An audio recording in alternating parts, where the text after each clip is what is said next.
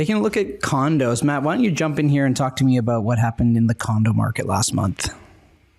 Yeah, so last month we saw a little bit of an uptick in price, up 1.1%. We saw the transaction volume increase 9.7, which is good, especially with how much, how much stress is on the condo market right now as a whole. So that was good to see that we started to see some more transactions having the price up.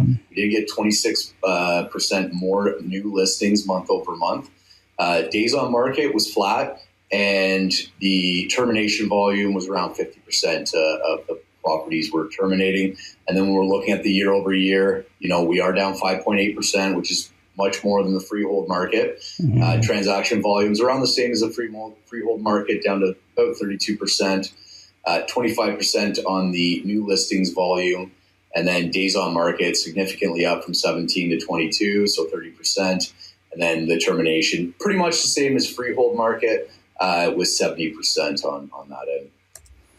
Yeah, and as we come into our chart here, comparing to where we've been over the last 15, 14 years or so, again, you can see the active listings. We're up 48% year over year. So here's our gap from 2024, which this is so familiar to my experience last year as well, as we had a lot of condo sellers, and it was like month over month, we were just getting so much more active listings, so much more competition out there for the sellers, and a lot more choice for the buyers. And what we find with when that choice kicks in, I'm going to skip a couple of, I took out median price, that's right. You usually see downward pressure on those prices as you have more choice there for buyers, especially when we come into this next slide here, Matt, where we take a look at our sales volume being down 34%. Yeah, and I mean, this is exactly why we've got such high active listings. We have so little sales. And, again, the biggest reason for this is confidence. We saw coming into the end of last year, we started to see a pickup in sales in the market. There was confidence returning to the market. Unfortunately, right now, we're in this little window. Hopefully, it's just a small window of where people just don't know whether to get in, whether to stay on the sidelines. It's our job to kind of educate them, show people. There's a lot of people that can transact in this market right now. They're just thinking, they're looking at a bigger picture and not understanding that if you already own a house and you're going from one house to another, it's okay to make that sideways lateral move in any type of market, as long as you're going from, same area, let's say, or you could be going from an area that's still held up quite well, and maybe you're going into an area that's struggling a little bit. So you're going to actually get a deal in that area.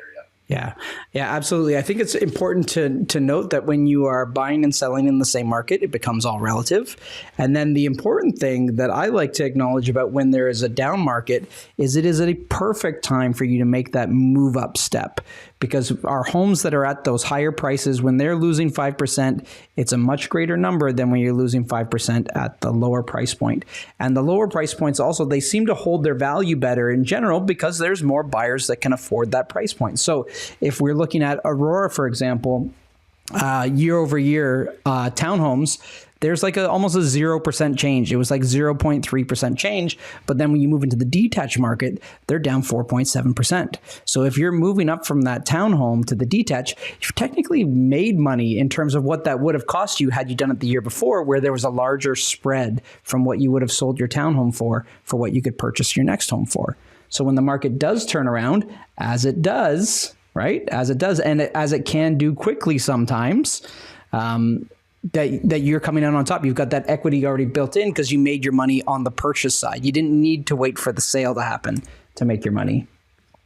Yeah, and I think as an agent, ask the client, okay, where are you selling your property and where do you want to move from? Have a look at both those markets, if it's a detached to a detached or a semi to a detached.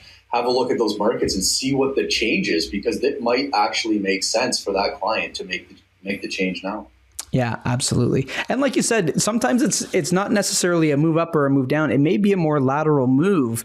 But if you're moving from Aurora to Georgina, for example, and one of those neighborhoods is getting hit a little bit harder in terms of what's been going on, same opportunity arises. You can make more money on this purchase because one's been hit harder than the other. So again, there's opportunities out there. You just have to watch for them.